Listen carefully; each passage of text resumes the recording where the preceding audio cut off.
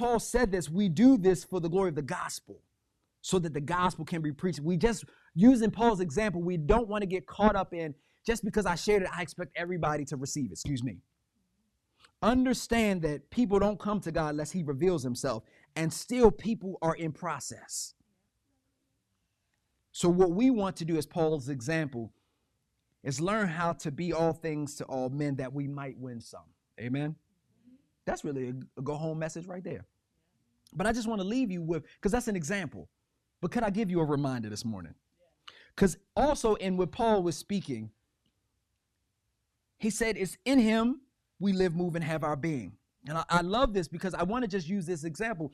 He's talking right here. He goes on to say, therefore, since we are the offspring of God, we ought not to think of the divine nature as gold, silver, or stone, something shaped by art and man's devising. So he's addressing the idols.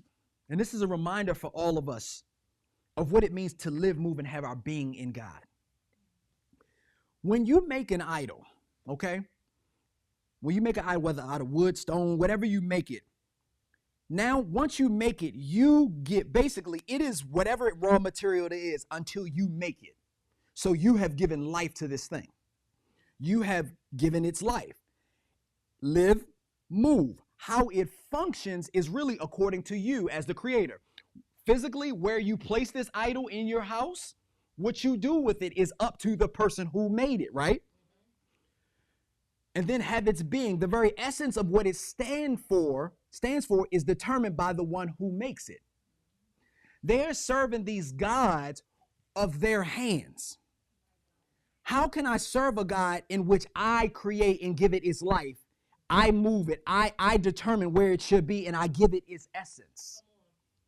Paul is dealing with idol worship, but he's taking it back to them to understand, if you are doing this, then who is the God? In contrast, it's in him we live, because we know that our life has come from him.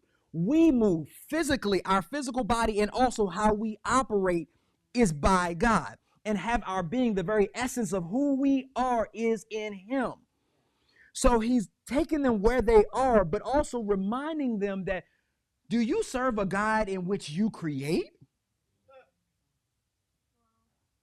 Because how can you deal with people who want to look for idols and this false worship? But as much as I'm like, oh, that's crazy, I had to look at how many idols we erect. I mean,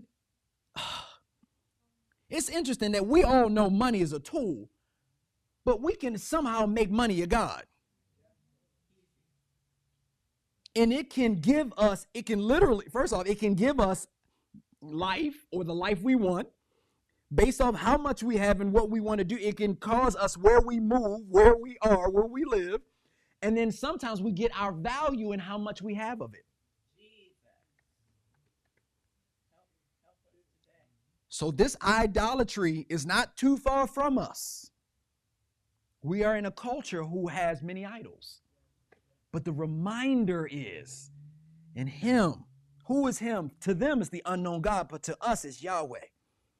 It's the creator of all things, because that's what he said. Therefore, since we are the offspring of God, right? Because we are children of God. He's taking it back to Genesis 1. And so I want to give you a few things as a reminder that we live in him, taking it back in Genesis when we were created in the image of God, and literally the ruah, the breath of life, was breathed into us. The breath of life, that means that God's spirit. Our very own life is owed to God. Just everybody for a moment, just take a deep breath in and let it out.